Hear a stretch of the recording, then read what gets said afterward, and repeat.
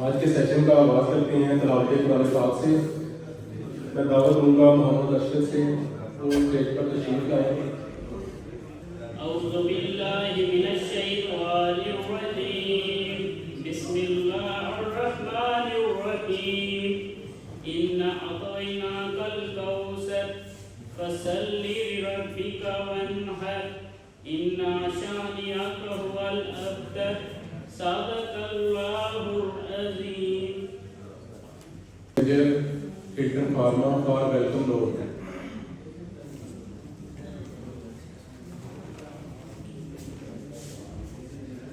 Assalamualaikum. My name is Rao Mohammad Iqbal. I am working as a sales manager in Hilton Pharma. और मेरे साथ मेरी team Arshad Chandio और माजिद हुसैन। और मैं आप सब का शुक्रिया अदा करता हूं कि आपने अपने कीमती वक्त में से टाइम निकाला और हिल्टन के इस प्रोग्राम को टाइम दिया। मैं सिर्फ इस प्रोग्राम का जो स्लाइड चेंज करते हैं वेलकम इंट्रोडक्शन दूंगा। और वेलकम इंट्रोडक्शन में हमारा ये एक जॉइंट वेंचर है AACME American Association continuing medical programme.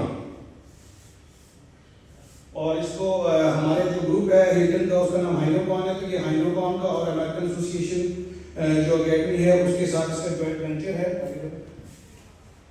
और ये प्रोग्राम जो हमने कंडक्ट किया है ये मेथड के ऊपर है, मेथड की मैनेजमेंट के ऊपर जितना भी डाटा है वो काफ़ी जगहों पे डिस्कस करने के लिए डॉक्टर साहब इंशाल्लाह आपके साथ शेयर करेंगे।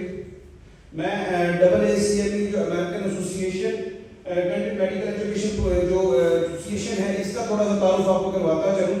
ये दुनिया की इस वक्त सबसे बड़ी एसोसिएशन है मेडिकल के हवाले से, जो 2000 में बनी थी, सन 2000 में। इसके तकरीबन 2,25,000 मेंबर्स हैं पूरी दुनिया में और तकरीबन 71 कंट्रीज में ये अपने आप को ऑपरेट करती है, जिसके अंदर 15,000 मेडिकल स्टूडेंट्स हैं और 17,000 हेल्थ केयर ऑर्गेनाइजेशंस हैं, फार्मास्यूटिकल कंपनीज हैं, नर्सेज हैं और इसका डेंटिस्ट हैं। तो इस वक्त दुनिया का सबसे बड़ा प्रोग्राम है और हमने इसके कुछ सर्टिफिकेट्स जो हैं वो रजिस्टर्ड करवाए हैं। और आज स्पेशली हमारी जो प्रेजेंटेशन है वो जनरल प्रैक्टिशनर हमारे जो हैं जो मेथड के हवाले से पेशेंट देखते हैं, फैटी लिवर के हवाले से पेशेंट देखते हैं, फंक्शनल डिस्पेप्सिया है, जॉन्डिस है, उसके हवाले से हमने ये प्रोग्राम और ये बाकायदा रजिस्टर्ड प्रोग्राम है। ये रजिस्ट्रेशन फॉर्म और ये फीडबैक फॉर्म है बाकायदा, इसके बिहाफ पे जो सर्टिफिकेट आएगा वो AACME का सर्टिफिकेट आएगा, जिसके ऊपर 2 क्रेडिट आवर्स भी मेंशन होंगे जो बाद में आपके काम भी आते हैं डिफरेंट प्रोसीजर में। तो मैं दावत दूंगा डॉक्टर साहब को दोबारा।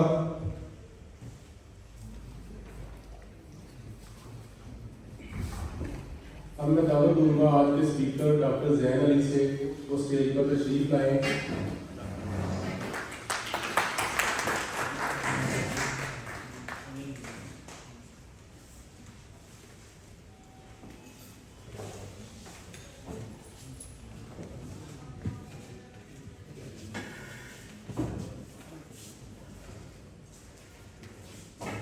सर ये डाइस पे ही रखते हैं, इधर ही रखा है मेरे ख्याल में डाइस पे से।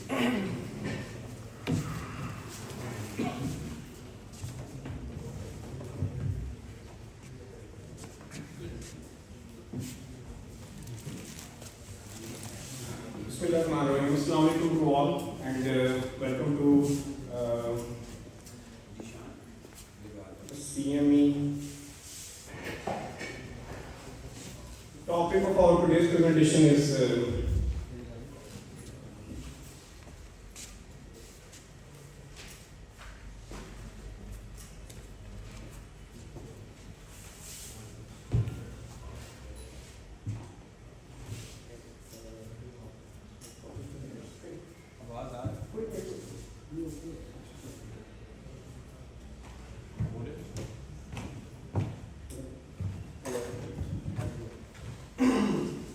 The topic of today's presentation is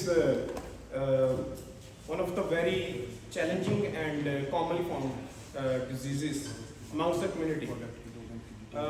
What I do expect from the audience that at the end of the presentation, one must be minded that what exactly the meaning of MESL, MESL or MASH or MASH cirrhosis. I would like to make this session an interactive one. In spite of just I keep on speaking and you don't bother to listen or not.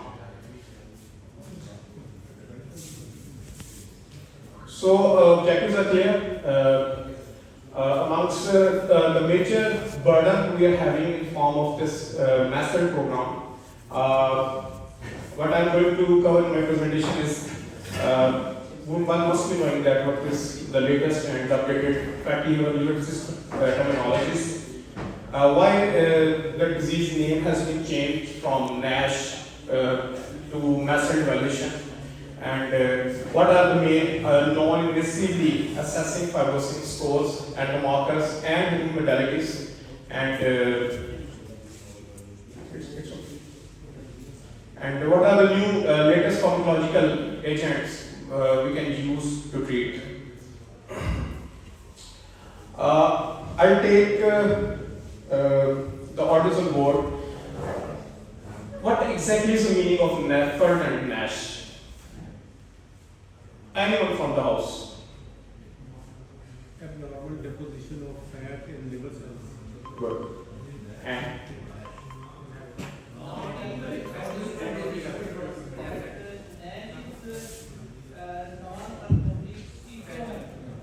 good. Anyone? Yeah. Okay. These are actually the old terminologies. What NAFLD exactly is, I'll make a group or categorize based upon the histological appearance of the liver. First of all, there is a term NAFL, N-A-F-L. It is actually the simple cirrhosis. When more than 5% hepatocytes are burdened or stuffed with the fat cells, we name this term as NAFL, N-A-F-L. The word D is attached with this NAFL only when there is a inflammation as well. And we also call it NASH, but NAFLD is a group of disease in which we are going to cover NAFL, isolated fatty liver disease, NASH, steatohepatitis, inflammation, and uske baad jo cirrhosis and all the complications of that. So if there is simple isolated fatty liver, then called as NAFL, and if there is steatohepatitis, these are actually the histological terms which we see after liver biopsy. So NAFLD is now replaced with MASLD, which we call as metabolic dysfunction associated liver disease, and NASH is replaced with MASH. It's more than just alcohol. In the early 80s, it was thought that this is just the alcohol that causes steatosis in the liver. But moving ahead, and after the studies and the meta-analysis, we came across there is plenty of other diseases which can cause steatosis in the liver. Then there was a group or domain where nothing was found, and it was just cardiometabolic risk factors. I'll discuss these risk factors later on, which are associated with the steatosis in the liver.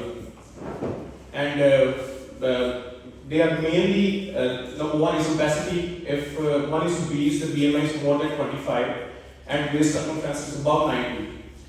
This is different from females. Same, if patient is diabetic or impaired fasting or glycemic control, if patient is hypertensive, if patient is dyslipidemic, patient is having low HDL, which is good cholesterol, and high LDL, which is bad cholesterol.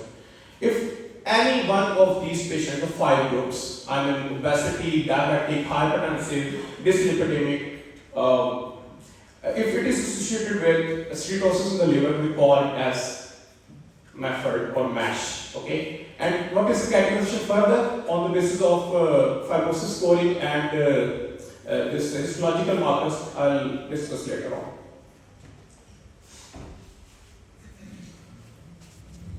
So steatosis, as I already told, that is not just the domain of non-alcoholic or alcoholic. There are a number of illnesses which can cause steatosis in the liver.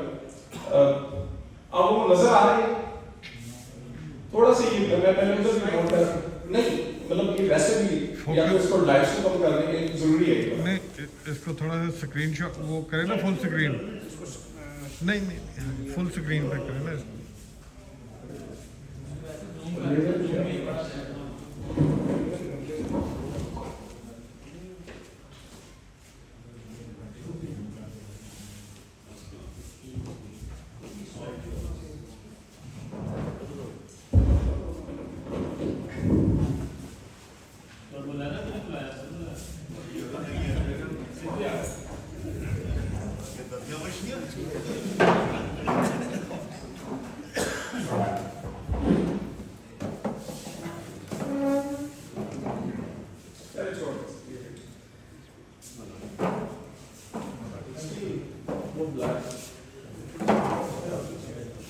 Metabolic dysfunction associated liver disease, अगर कोई कार्डियोमेटाबॉलिक risk factor है और simple steatosis है, then separately India के metabolic dysfunction associated liver disease जो हमारा basically point of interest है, आज टॉपिक भी हमारा नेक्स्ट टर्म के मतलब ये बेसिकली ये वाली सारी डोमेन और ये नेक्स्ट वाली alcohol, this is for I mean your US जहां पे अल्कोहल इंटेक बहुत ज्यादा, ठीक है।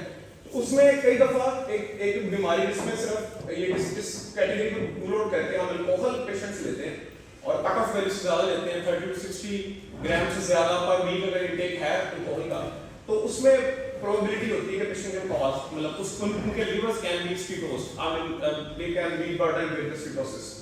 अब देयर इज एक नई उन्होंने एटियोलॉजी और एक कॉम्बिनेशन निकाला जिसमें मेथड और अल्कोहल दे आर मिक्सचर, और एशियंस में वेरी हिडन इंटेक है अल्कोहल का, तो इसको उन्होंने नाम दिया मेथड। तो कट ऑफ जो उन्होंने इंटेक रखा अल्कोहल का वो 350 to 420 फॉर मेल्स एंड नीचे और कैटेगराइज दी हुई है वीकली बेसिस पे। दिस इज ये अगर इसके साथ आपका कार्डियोमेटाबॉलिक रिस्क फैक्टर है तो this is now called as मैकएल, ओके। फिर कुछ स्पेसिफिक एटियोलॉजीज हैं जिसमें वी मस्ट रूल आउट कि कोई ड्रग्स हैं वो कॉज करती हैं, या फिर monogenic diseases like very rarely Wilson, celiac disease, कुछ जेनेटिक हैं जैसे LAID वगैरह, वो हम आगे डिस्कस करेंगे। फिर कुछ मिसलिनियस कॉजेज हैं। अच्छा, जब कोई भी कॉज नहीं मिलती and you have completely workup और आपको कुछ मिला ही नहीं है, तो फिर ऐसे मरीज जो बाद में स्टीटोसिस और बाद में उसकी डोमेन क्लियर करते हैं, जिसके बाद एंड में पता लगता है कि सिरोटिक से कुछ मिला ही नहीं, तो उनको हम लेवल करते हैं critical unique cirrhotic liver disease.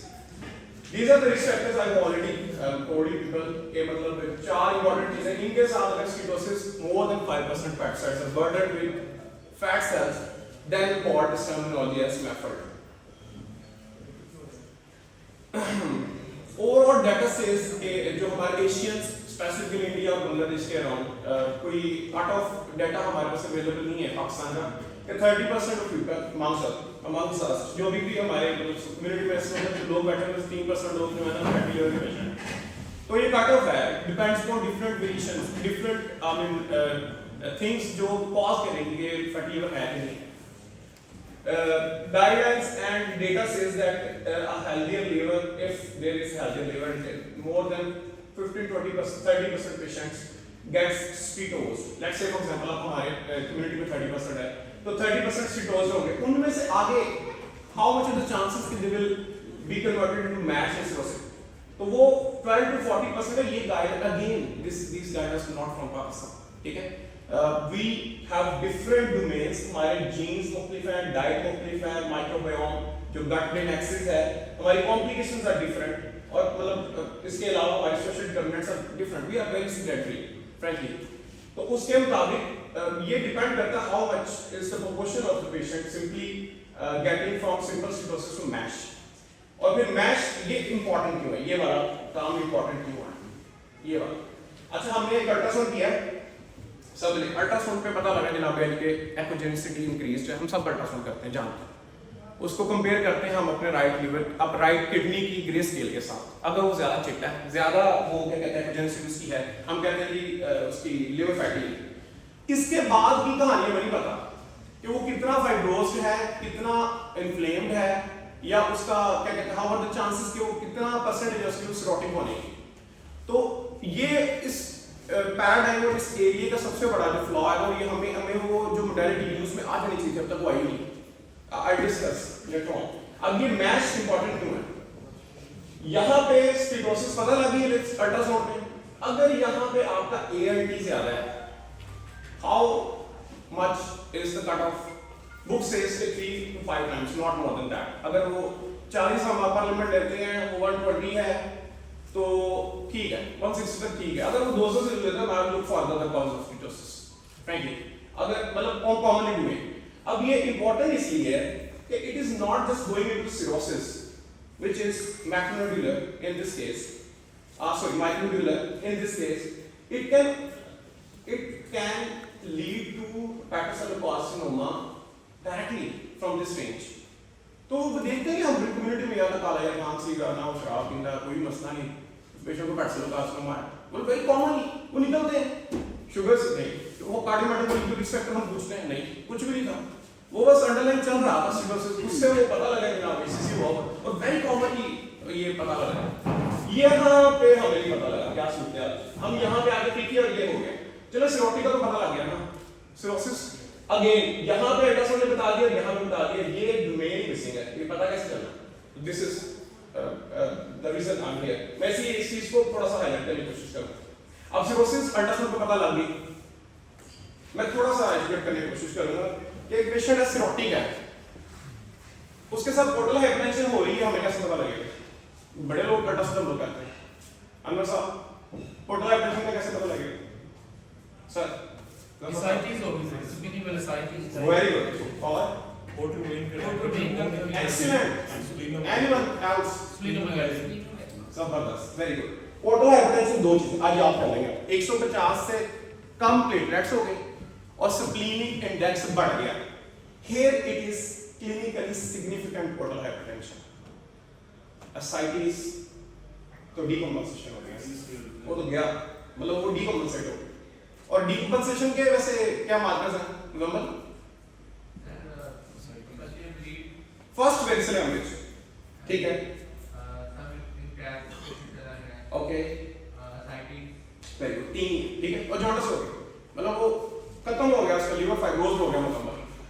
तो अगर पेशेंट डीकंपोजिट कर गया, उसका क्राइटेरिया इज डिफरेंट, सिरोटिक्स का डिफरेंट है, पोर्टल हाइपरटेंशन का डिफरेंट है. वैसे पोर्टल हाइपरटेंशन हम असेस करते हैं एक इन्वेसिव मेथड से, जिसमें एक हेपेटिक वेन के अंदर, एक पोर्टल वेन के अंदर वेज प्रेशर मॉनिटर करते हैं, दोनों का डिफरेंस लेते हैं. वो 10 से ज्यादा हो तो उसको हम कंसीडर करते हैं पोर्टल हाइपरटेंशन. हमारे पास आज के बाद पोर्टल हाइपरटेंशन को प्रेडिक्ट करने के लिए, डिपिक्ट करने के लिए मार्कर कौन सा है? प्लेटलेट्स 150 से कम, स्प्लीनोमेगाली. और these are the patients should be screened for varices, should be screened. Don't forget, जिगर पाड़ गई, खत्म हो गई, उल्टी आ गई, मलीना हो गया, वहां पे पहुंचने की नौबत क्यों आ रही है? स्क्रीनिंग ही नहीं है. हमें क्या पता अंदर वेरिसेस पड़े हैं, किस ग्रेड के हैं, कब फट जाएंगे? सर कब फट जाएंगे हमें क्या पता? तो ये वो पेशेंट्स हैं जिनको स्क्रीन कर दो भाई, अगर नहीं निकलते तो उनका एक फॉलोअप है, आप दूसरे तीसरे साल दोबारा देखेंगे. यहाँ पे मतलब वो जब हम सिलसिला बरकरार ही नहीं करेंगे तो उसके बाद वो पेशेंट फिर ऐसे ही आएंगे. और ये मकसद है हमारे यहाँ पे इधर इस CME का, क्या हमें पता हो गया हमने इस पेशेंट के पोर्टल हाइपरटेंशन हो गई है, इसको मैंने किन किन चीजों के लिए देखना है, सिरोसिस के साथ मैंने किन किन चीजों के लिए देखना है. Every cirrhotic should be screened for ACC 6 monthly, a good scan by good sonologist, or every patient should be screened for FRG. क्योंकि decompensation, once it's been decompensated, तो गेम आगे चली गई है, उसका ट्रीटमेंट डिफरेंट है, उसकी क्या कहते हैं पोस्ट ट्रांसप्लांट मोर्टेलिटी और पोस्ट ट्रांसप्लांट उसकी जो क्या कहते हैं सर्वाइवल रेट्स भी डिफरेंट है. So this is important. कारण जिसका शुगर, ब्लड प्रेशर, ओबेसिटी और साथ में डिस्लिपिडीमिया है, वो भाई इन चीजों को बहुत देखेगा, बहुत ध्यान करेगा, अपने एलएफटीज करवाएगा, लिपिड्स करवाएगा, जाके लाजिम तो देखेगा कि ना अल्ट्रासाउंड पे कहां है कहां नहीं. और सिरोसिस का प्रोटोकॉल आ गया है. क्वेश्चंस प्लीज वो लिख लीजिए एंड पे इंशाल्लाह डिस्कस होगा. There is burden, we lie here near India and it is in red zone more than 30%. More than 30% कहाँ? 70% ही होता है, बहुत ज़्यादा माइक्रो. नॉन सिरोटिक्स है पेशेंट अगर तो उसमें कोई प्रॉब्लम नहीं है. उसमें मेन प्रॉब्लम कार्डियोमेटाबॉलिक की है कि जनाब उसमें मेन कॉज ऑफ डेथ हमारी वो कार्डियोवास्कुलर डिजीज की वजह से.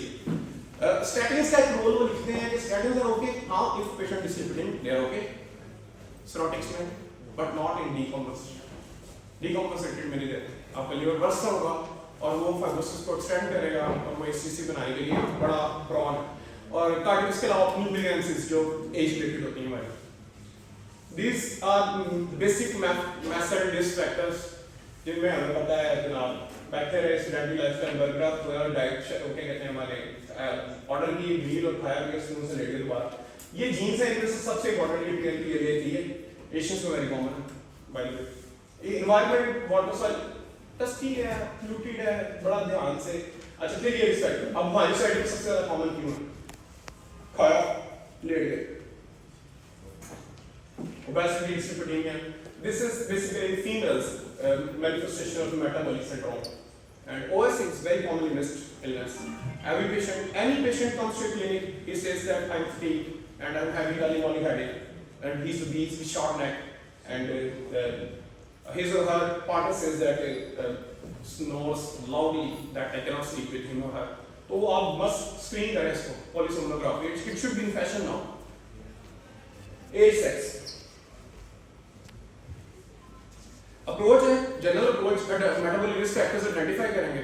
उसमें हमें पता है जनाब मेरी HbA1c करा लिए शुगर नहीं गाइडेंस है 5.7 से ऊपर 35 से ऊपर आप मतलब नीचे आपको निकल रही है तो you are count to be insulin resistant and could be diabetic any time after 40। और फिर ये कुछ मेन ड्रग्स हैं ये माइड्रोन कार्डियोलॉजिस्ट की डोमेन में आती है 5-fluorouracil tamoxifen ये again ये आती हैं oncology की और methotrexate is very commonly used for DMARDs in dry and steroids we use।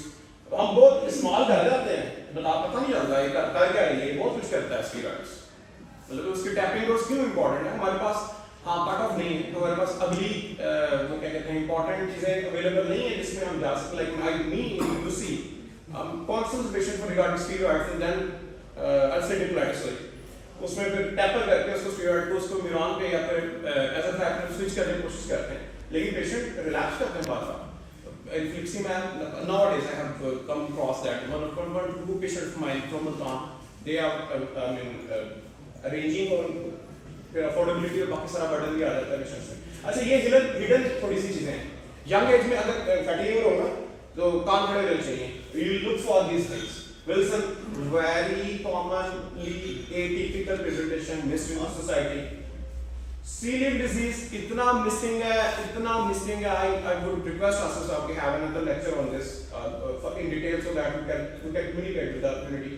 और फिर nutrient deficiency very rarely happen carnitine choline most in the patients of short bowel syndrome ये genetic disease है Lannet's और फिर hypo-beta lipidemia आपने identify किया risk factor exclude किया the causes of drugs and these causes medication they typical causes and alcohol as well। next हमने क्या करना है I think this slide is not so important because not very much maybe hidden but not very much we are living in this Islamic society people do not drink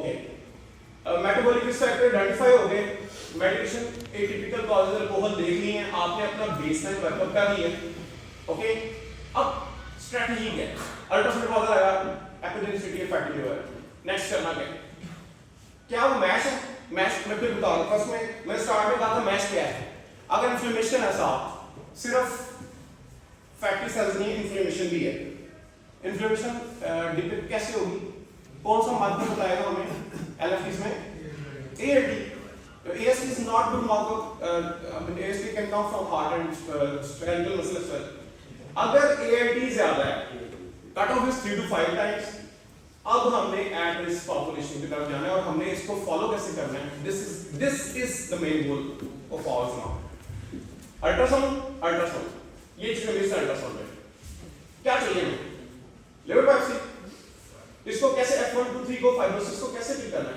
cream simple normal liver चोट लगी inflammation हुई ज्यादा inflammation हुई बहुत ज्यादा fibrosis हो गई और एंड पे जिगर की सिरोटिक हो गया इस ये जो मेन पता कैसे लगेगा F2-3 का very good elastography very I mean uncommonly missed और हम नहीं करवाते हैं और किस ये डोमेन है जिसको करवाना चाहिए This is called liver biopsy. आपको एक पेशेंट को कहेंगे आप लीवर बायोप्सी करा लेंगे या फिर इलास्टोग्राफी जाए, definitely patient will pick up no invasive method. एक और इंपॉर्टेंट चीज है, even lab parameters in our clinics और हॉस्पिटल्स के अंदर सिंपल सीबीसी में प्लेटलेट्स उठाएं और एलएफटीज में एएसपीएटी उठाएं, उसका एक मेडिकल पे जाएं, स्कोरिंग सिस्टम में पुट करें, आपको फाइब्रोसिस स्कोर F4 स्कोर वो बैक टू बैक पता लग जाएगा ऑन टेबल और बैक आपको पता लग जाएगा पेशेंट कहाँ लाई रहा है। So simple rule is if it is more than 3.48, it rules in cirrhosis. Patient is likely to be cirrhotic or has become cirrhotic, so it should be referred to a hepatologist immediately. If he or she is less than 1.3, there is less like chances of patient's advanced fibrosis. Till F1, F2, this is early fibrosis. Till F3, this is advanced fibrosis. Now you remember this terms. फिर एक score और है enhanced liver fibrosis. इसकी तरह में 3-4 score और हैं, but most commonly validated and used score is FIB4 score. ये वो चीज है basically vibration controlled transient elastography, not available nearby, available in Mishra Hospital. Spasa है जो प्लाज्मा में कर रहे हैं privately, लाहौर में available है, side I don't know. Patient में mostly refer करते हैं जैसे मुल्तान के अंदर। अगर इसका 20 kPa से प्लस है ना, तो आप सिरोसिस रूल इन कर रहे हैं। अगर फाइब्रोसिस स्कोर आपका kPa 20 से above है तो you will definitely pick up। और ये डोमेन आती है जो कहते हैं ना हेपेटाइटिस बी का treatment is not like hepatitis सी।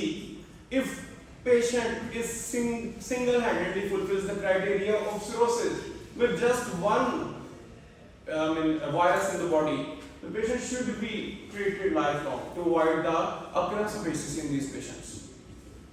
मैं सिर्फ इसका मकसद सिर्फ ये है हर बंदा लिवर बायोप्सी नहीं करवाएगा। You'll have to have this intervention and जो हेपेटोलॉजिस्ट अगर कोई सोनोलॉजिस्ट या रेडियोलॉजिस्ट अगर अवेलेबल है तो I would suggest कि this advanced modality should be in liver facility. इसकी भी not every time it is correct. कुछ चीजें हैं जिसमें ये प्रॉब्लम आती है। नॉन फास्टिंग पेशेंट खा पी के गैसाइटिस है, हेपेटाइटिस है, आयरन ओवरलोड है, हार्ट फेलियर है। अगर साइटिस होगी पेशेंट को इसका फायदा है नहीं, सस्ती मोडालिटी अल्ट्रासाउंड पता लग गया डीकम्पोजिशन होगी, पेशेंट फर्स्ट साइटिस है ये, बाद में वो ठीक हो जाए। फर्स्ट वेरिएंट हेमरेज है और फर्स्ट कैफ है जो डीकम्पोजिशन का बताता है। ये एडवांस मोडालिटी मोस्ट सेंसिटिव है, मतलब ये इधर तो मेरा ख्याल टाइम लगेगा, लेकिन ये सबसे ज्यादा है मैग्नेटिक रेजोनेंट इलास्टोग्राफी और ये परफेक्ट इसमें क्या कहते हैं पिक करती है। अब पेशेंट हमने पिक कर लिया, मेथड का हिस्ट्री ली, क्लिनिकल एग्जामिनेशन किया, ब्लड टेस्ट किए, अल्ट्रासाउंड स्टेटस बता दिए, फैटी लिवर आ गई। एक्सक्लूड कर दिया अदर कॉजेस कौन सी, विल्सन, सीलिएक, लैरेट, हाइपोबिटलमिया, ड्रग्स। हमें पता लगा भाई अपने प्रेजेंस ऑफ एडवांस फाइब्रोसिस देखनी है हमने। हम यहां पे कौन सा टेस्ट करेंगे? पहले नंबर पे क्या करेंगे? सुनिया नहीं आ रहा। अब यहां पे क्या करेंगे? मैं क्लिनिक में बैठा, मैं क्या करूंगा? मैं FIB4 करूंगा ना, FIB4 1.3 से कम, सिरोसिस रूल्ड आउट, 2.67 से ज्यादा सिरोसिस रूल्स इन। मैं FIB4 करूंगा तो आप पढ़ लेंगे फॉर्मूला, मेरे ख्याल CBC प्लेटलेट्स और LFTs के कुछ मार्कर्स आते हैं, उसका लाइबिलिटी भी आता है। तो वो 2.67 से ज्यादा तो मुझे पता लगेगा भाई सिरोसिस रूल्स इन है। अच्छा, इससे नेक्स्ट टेस्ट कौन सा होना चाहिए मेरा? FibroScan, advance fibrosis from F2 to F3, F1 to F3 sorry. और कैसे करना है वो आई एम ऑलरेडी टोल्ड, या दूसरा अल्टरनेटिव लिवर बायोप्सी या patient will not pick up frankly. If no clear answer, a more accurate assessment is needed. अगर सारा मतलब हो गया है, मैंने ऊपर से नीचे सारी लिवर स्क्रीन कर ली है, वायरस लॉन्जी कर ली है, MRI, ECG सारा कुछ कर लिया और मुझे पता लग रहा है सिरोसिस का पता नहीं लगा, कार्डियोमायोपैथी रिस्क फैक्टर भी नहीं है, हाँ फिर शायद हमें इस पे जाना पड़े। इसकी तो देखें ना बहुत कम हो गया है, एवरी पेशेंट इसकी कॉम्प्लिकेशंस बहुत ज्यादा, तो लिवर बायोप्सी पे बहुत कम हम जाएंगे if we could complete our workup before that. Again, as already told, not sensitive enough for cirrhosis. I mean, what is the stage of fibrosis? फिर ये कुछ controlled erection parameters, अल्ट्रासाउंड में ही कुछ modalities ऐसे हैं that can pick the fibrosis. फिर again, grades of quantity they will not tell you. This is a slide showing the diabetics and the obese patients are more prone to be steatotic. I will discuss this in detail. हमने start लिया 1.3 से कम अगर फिर 4 है हम periodically assess करेंगे, कैसे करेंगे? Depending upon the risk factors, diabetes, dyslipidemia, obesity. अगर 2.6 से ज़्यादा straight percent endocrinologist, क्योंकि cirrhosis है, वो अपने तरीके से चलेगा। वो क्या क्या करेगा cirrhosis में? मैं दोबारा बता रहा हूँ, 6 monthly ultrasound करेगा ACC के लिए, और वो OGD करेगा to exclude are there any varices or not, और वो पेशेंट को डीकम्पोजिशन के लिए मॉनिटर करता रहेगा। और इसके दरमियान में तो फिर स्टैंडर्ड रिस्क असेसमेंट करनी है कि आप कितने रिस्क, क्या कोई 2 से ज़्यादा कार्डियोमेटाबॉलिक रिस्क फैक्टर्स हैं, पेशेंट लाइक ऑन कर रहा है, उसका ट्रांजिट एलास्टोग्राफी का स्कोर क्या है, वो लो पे है, इंटरमीडिएट हाई पे है, इनका क्राइटेरिया आगे क्या करना है? इनका सर हमें ये करना है कि लिवर बायोप्सी चले हमने कर ली, हो गया, पता लग गया, हमने नॉन इन्वेसिव मेथड यूज कर लिए और still they are persistently elevated AST/ALT, तो अगर स्टेज 0 to 1 है, this is staging on liver biopsy frankly. This we assess the patient in 2 to 3 years with FIB4 and FibroScan. If patient is lying here, you will assess annually और फिर यहाँ pharmacotherapy शुरू करेंगे कि patient को क्यों consistently वो high है, और if patient is stage 4 again refer to endocrinologist. This is the modified version FIB4 जो मैं already explain किया आपको कि लो रिस्क का आपने क्या करना है, हाई रिस्क का क्या करना है, और इंटरमीडिएट रिस्क का क्या करना है।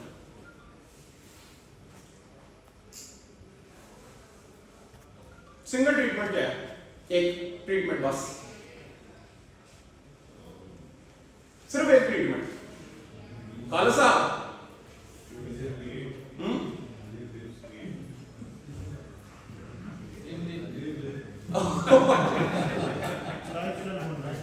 सर लाइफस्टाइल मॉडिफिकेशन में सबसे ऊपर क्या? डाइट, एक्सरसाइज या वेट रिडक्शन? वेट रिडक्शन अगर पेशेंट पतला है सर कितना हो जाएगा? सर 3 to 5% and weight, हाँ ये गाइडेंस देखेंगे, मेरा वेट ठीक है, I am still fatty liver patient, what should I do? Then diet and exercise, उसका इम्पैक्ट। अच्छा, FDA का जो प्रूव्ड सिनेरियो उसमें कि मैच रेजोल्यूशन में आपने फाइब्रोसिस बस नहीं होने देनी, पेशेंट सिरोटिक हो जाएगा, फिर डिकम्पोजिशन करेगा। फाइब्रोसिस रिग्रेशन स्टेप वाइज या स्टेज वाइज कैसे होगी, और मेटाबॉलिक कंडीशन के हमने कैसे ट्रीट करना। एंड पॉइंट्स क्या हैं? अगर मेरा ALT इंप्रूव हो रहा है लेवल खाने से, तो वो मोर देन 70 इंटरनेशनल यूनिट पर लीटर की ALT रिडक्शन होनी चाहिए। I consider that my treatment is optimised और ये ठीक चल रही है। या एक स्पेशल टेस्ट है, इसके ऊपर 30% से ज्यादा डिक्रीज आ रही है सिटोसिस के अंदर, या मेरे नॉन इन्वेसिव मार्कर्स जो हैं वो इंप्रूव कर रहे हैं, तो देना है। Simple cytosis will be fine even reducing more than equal to 3% weight loss and fibrosis. अच्छा, decompensation अगर हो जाए तो patient can reverse, liver वापस आ सकता है? आ सकता है सर? नहीं आ सकता भी?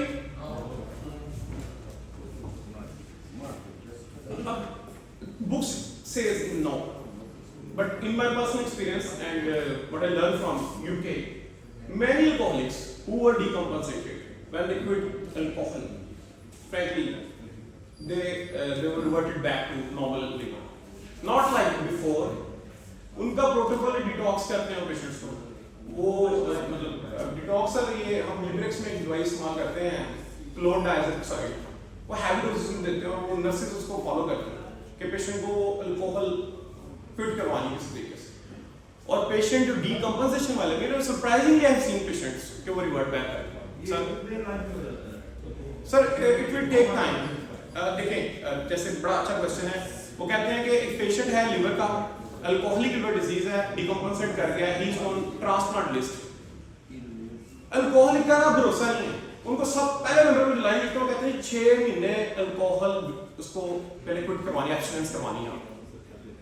अगर वो 6 महीने में इस चीज में सक्सेसफुल हो गया ना, then he will be put on LT list. तो ये कितना टाइम है, it again will depend upon कि वो किस सिटी के स्कोर पे था। I hope you understand what is child प्रपोर्ट पग स्कोर या कौन सा मेड स्कोर था, यूके एड स्कोर, तो वो डिपेंड करता है कि वो स्कोरिंग सिस्टम उस वक्त पे ठीक है। अगर तो वो let's say for example merit scores का है 22, you search out this after going from here, या उसकी सीटीबी जो सी है और डीकंपोजिशन है और वो 14 पे है, तो फिर वो तो डेफिनेटली टाइम टेकिंग है, हो सकता है वो वापस ना आए।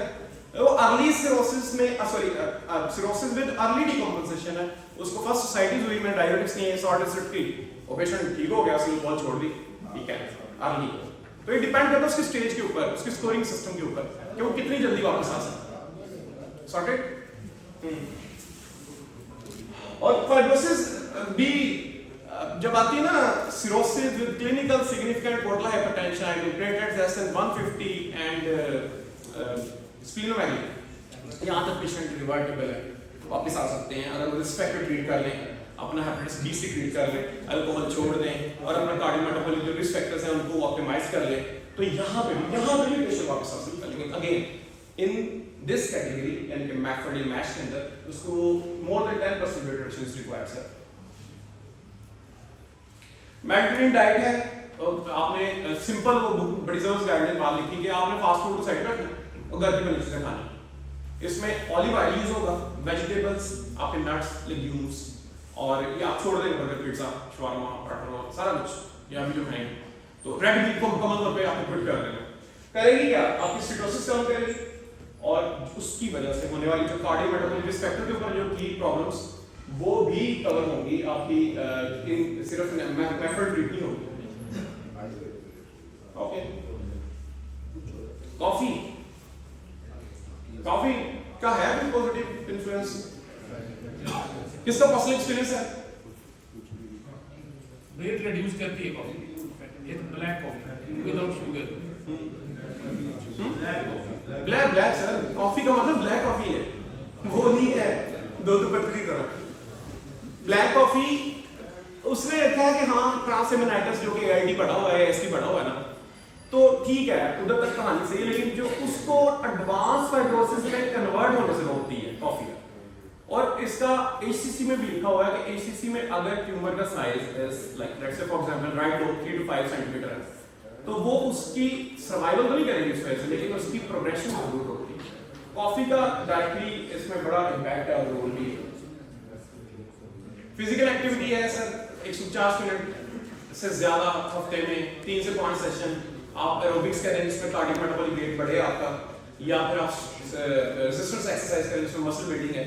स्लीप का बड़ा अच्छा रोल है, वो उसमें इसको करेक्ट करने में। ऑब्स्ट्रक्टिव स्लीप एपनिया का अगर करेक्ट हो जाती है, स्टैटिस आर ऑलरेडी टोल्ड, उसका डायरेक्टली लिंक नहीं है मैच में, लेकिन they are safe for other if there are other indications.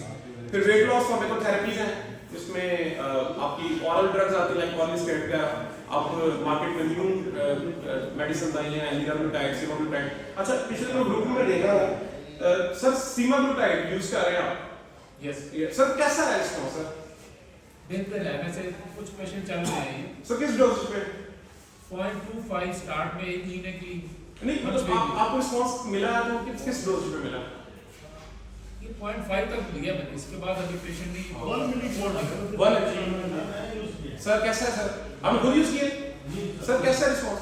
मेरा 12 kg रिड्यूस हुआ है। सर मेरा एक पेशेंट है, 18 इयर्स की फीमेल है, मेटाबॉलिक सिंड्रोम है। I have attended call from endocrinologist, तो उसको हम वैसे तो डायबिटीज की दवाइयां दे रहे हैं, वेट रिड्यूस कर रहे हैं। सर उसका जब मैं 1 mg पे जाने लगा हूं ना, तो उसका 10 किलो वजन कम हुआ, बहुत surprisingly. And how is it is different from Ozempic? नहीं सर मतलब कोई आपको पोटेंस में फर्क नजर आया कि यार वो Ozempic is better, Semaglutide is not so good?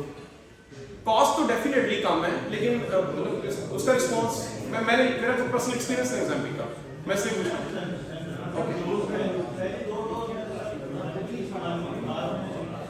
Sir Semaglutide is good, मैं आई एम ट्राइंग। तो सर वेट लॉस है, डाइट, एक्सरसाइज, वेट रिडक्शन आपने करना है, फिर हमारे पास मोडेलिटीज हैं, इसके बाद सर्जरीज आती हैं, मेटा काट दें, उसके फिर 2 बाईपास हैं, OAGB है, LAGB है, डिपेंड्स अपॉन कि क्या करना है। मेन स्लाइड पोस्ट देके कहा गया है कि जरूर आपने बतानी है। पायोग्लूटाजोन और विटामिन ई का रोल है। विटामिन ई मेरा आप सबसे एक सवाल है, वो बेशक इसका जवाब हम बाद में आप दीजिएगा। विटामिन ई हम डायबिटिक्स में नहीं देते, वो क्यों नहीं देते? I would love to take answer on the group, this that will be very healthy. हम ये डिस्कस करें। Vitamin is not being given in diabetics. Why? ये आप लोग प्लीज देखिएगा। और पायरिटोजन स्टडी हुई है कि 45 में वो और नॉन डायबिटिक्स के अंदर नॉन आयन वाले और साथ विटामिन के मिक्स करके हम जब दिए तो वो बड़ा अच्छा रिस्पॉन्स आया और ALT बड़ा नीचे आया। फाइब्रोसिस स्कोर को फर्क नहीं पड़ा फ्रैंकली, लेकिन वो नीचे अच्छा आया है। फिर हमारी मेन ड्रग है ये वाली लिवलिन। अच्छा sorry, not a recommendation, but in my personal experience or a group of my gastroenterologist friends, they tell excellent result. Frankly, not just in NASH, drug-induced liver injury, in fact, alcoholic liver disease, alcoholic hepatitis, और dyspepsia में बड़ा अच्छा role, frankly, क्योंकि ये जो mucosa है हमारा stomach का और intestine का, this is very healthy and fruitful. The agent is very good. Milk इसके साथ silverine है और study से since long ये liver और specifically cholangiocytes के लिए very very good, both in transaminitis as well as cholangiohepatocellular pictures. ये मैंने खुद ऐड की है। ये फर्स्ट ड्रग है जो फाइब्रोसिस को रिवर्स करती है। USA में लॉन्च हो चुकी है। इसको $32,000 पर वीक का कोर्स है। पाकिस्तान में वो जल्दी आ रही है, रेसडिफ के नाम से है और ये फाइब्रोसिस को रिवर्ट बैक करती है। और हाईलाइटेड इसके मतलब this could be magical drug for MASH cirrhosis. This is guideline which it's been told that there is resmetirom it has significant effects in MASH and fibrosis improvement. There are few side effects related to them or how they act, how this drug acts. This is the main process. Then semaglutide, it has nothing to do with the fibrosis in the liver, but MASH is definitely resolved. So take home is treat risk factor. If you're diabetic, dyslipidemic, hypertension, treat your patients. And this priority. If the patient's weight is not being reduced, lifestyle, bariatric surgery, pharmacotherapy. Pharmacotherapy में आप fatty liver में हमें 4 drug total कौन सी याद रखनी है? Vitamin E, पायरिटोजन, semaglutide, liraglutide, optional, whatever you like, और चौथे नंबर पे resveratrol. Not in Pakistan, not in UK currently, just US में लॉन्च हुई। अच्छा ठीक हो गया, मैश को ट्रीट करेंगे इन दवाइयों से और हम जो रिवर्सिबल रिस्क फैक्टर उनको खत्म करेंगे, पेशेंट टेकिंग ट्यूमर्स को रिड्यूस दैट, मेडिकेशन कम करेंगे, एटीपिकल अगर सीलिएक है। मैं ये कहूँगा सबसे मेरी रिक्वेस्ट है इस पे एक प्रेजेंटेशन जरूर रखें। ये वेरी कॉमन इलनेस है, पेशेंट एनीमिक करता है सारी जिंदगी और पेशेंट को पता नहीं चलता, ब्लॉटिंग के साथ आईबीएस ट्रीट हो रहा होता है और fibrosis score assessment. So that's probably the end of the presentation. I hope I have cleared. Is there any role of pattern in Sir, I think you were not listening. I already told that in direct role कोई नहीं है। आपकी अगर indication है dyslipidemia का patient, जब हम interview और यूनिफॉर्म वगैरह यूज करते तो उसमें कंबाइन करते थे सर वो आप अपने लेवल पे करते थे ना, तो आपका फिर आप मुझे ये बताएं ना कि क्या रिजल्ट्स आपने गेन किए, कोई रिसर्च था उसमें कोई इंप्रूव आया, कोई मतलब ALT इंप्रूव हुआ या तो वायरल लोड में फर्क आया, ये तो आप बताइए, आप यूज करते थे। नहीं, इसमें वो स्टैटन्स का एक रिसर्च थी एट दैट टाइम, मुझे रिमेंबर है कि इसमें वो स्टैटन्स यूज करते थे। तो जब बैक इंटरफेरोन यूज करते थे जी, तो उसमें उन्होंने कहा था कि इसमें रोल है इसका जो फैटी लिवर है इसको रिड्यूस करने। देखिए जो स्टडीज होती है ना सर, मैं एक को आर्ट कर लेता हूँ, मैं मतलब एक ग्रुप बनाता हूँ, उसको रिट्रोस्पेक्टिवली चला लेता हूँ। वो इन लार्जर स्केल्स पे गाइडलाइंस में रिकमेंडेशंस में आने के लिए इनको 1000 या मतलब मेरा ख्याल है लाखों लोगों के अंदर से गुजारते हैं, क्योंकि ये यूज होनी है वर्ल्ड वाइड।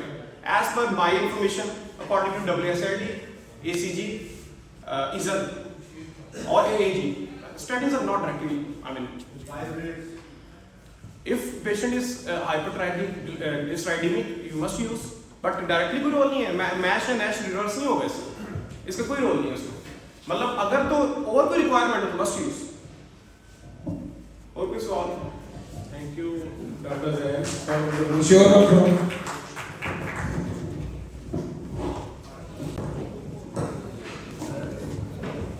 अभी मैं दावत दूंगा मोहम्मद अरशद से, प्रोडक्ट डिस्क्रिप्शन में वो कुछ बोलना चाहती हैं।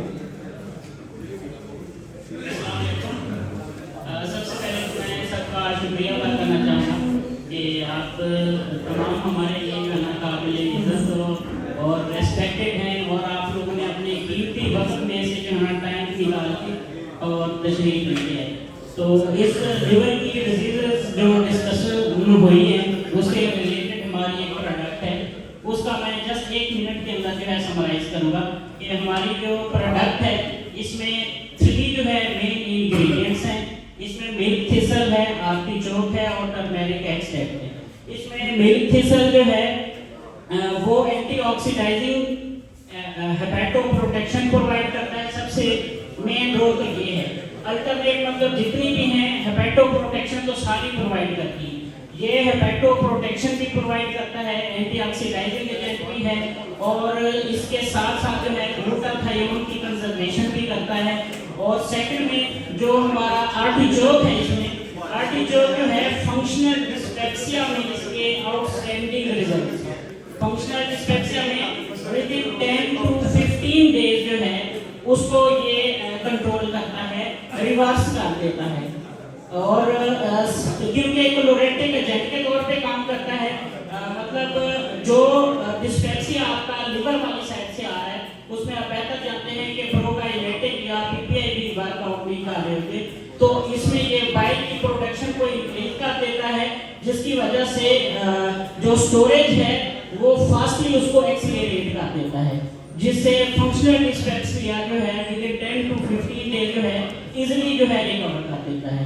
और लास्ट में टर्मेरिक एक्सट्रैक्ट है, जो फाइब्रोसिस है या एंटी इंफ्लेमेटरी कंडीशन है लीवर की, ये टर्मेरिक एक्सट्रैक्ट जो है हमारा उसको रिलीव आउट कर देता है। जस्ट ये 3 मेन इंग्रेडिएंट्स हैं।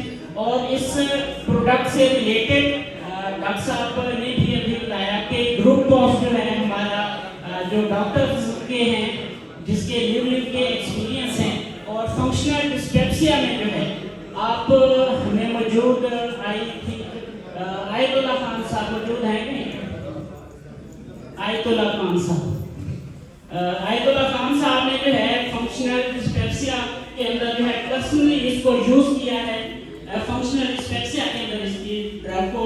तो मैं थोड़े कमेंट्स लेना चाहूँगा सर से कि आपने इसको फंक्शनल डिस्पेप्सिया में क्या पाया, क्योंकि पेशेंट का फीडबैक होता है लेकिन डॉक्टर जब पर्सनल खुद यूज करता है उस वो चीज़ों को उस और एक ऐसे दिखता है। तो ये जस्ट फीडबैक के बाद जो है आप तमाम लोगों का शुक्रिया और कंटिन्यू।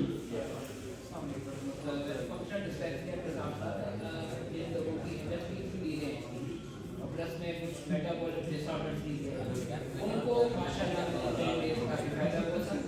और अगर किसी भी अदर चीज जल्दी है तो ये लगेगा देने के बाद माशाल्लाह काफी फायदा इसमें कोई इम्प्रूवमेंट आया।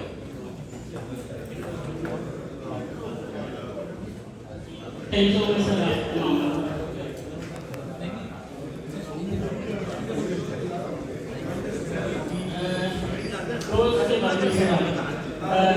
जर्नलिस्ट में जो है इसका विद इन 10 to 15 डेज या 20 डेज में जर्नलिस्ट कंट्रोल हो जाता है, और फंक्शनल डिस्पेप्सिया 10 to 15 डेज, और फैटी लिवर में 3 मंथ के अंदर, बीटी डोज के अंदर फैटी लिवर में 3 मंथ में देनी है। बाकी अल्टरनेटिव है वो 10 to 15 डेज या 20 डेज के अंदर कवर अप हो जाए। Thank you so much. अभी मैं रिक्वेस्ट करूँगा डॉक्टर अशरफ साहब से कि वो स्टेज पर तशरीफ लाएँ और स्पीकर को शील्ड पेश करें। डॉक्टर जैन।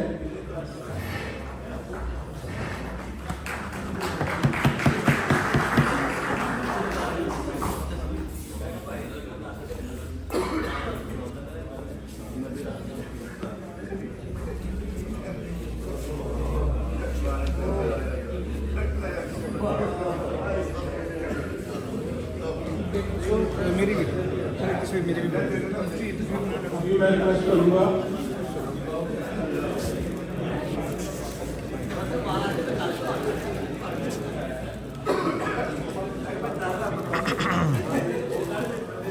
अभी मैं रिक्वेस्ट करूँगा डॉक्टर सज्जाद चौधरी साहब से जो स्टेज पर तशरीफ लाएँ, और sales manager Hilton Pharma Rao Iqbal Sahab को लेटर ऑफ थैंक्स पेश करें।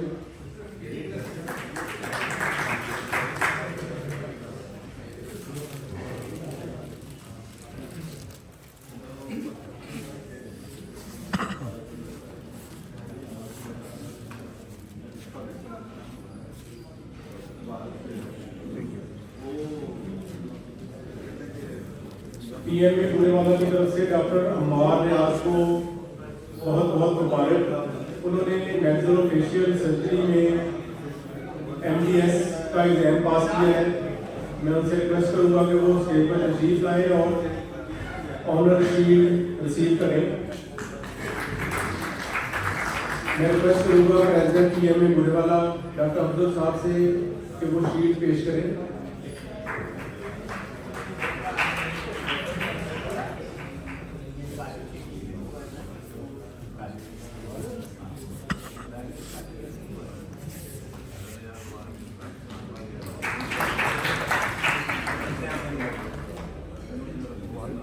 इसके साथ ही आज की तकरीब का इख्तिताम होता है और डिनर अब तैयार है। आप सबकी तशरीफ आवरी का बहुत बहुत शुक्रिया।